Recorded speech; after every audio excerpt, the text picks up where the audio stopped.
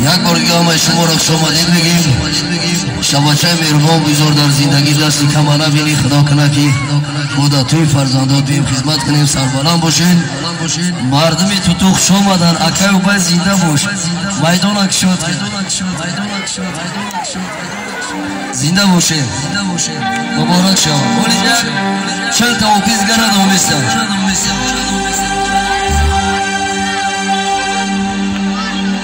مرو مادر در این دنیا برای سربلندی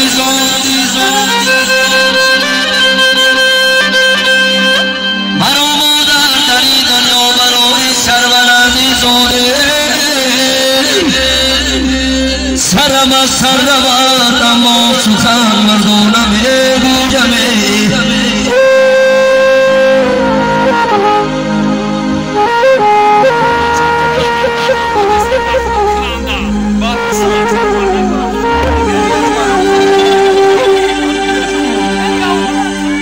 از تو سنگ چوبیت سر رو به جو کند از تو سنگ چوبیت سر رو به جو کند مرد چنو مردی کند سر مرد رو رسوا کند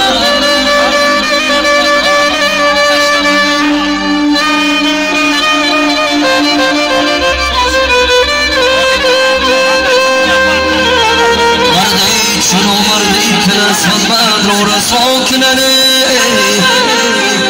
یوری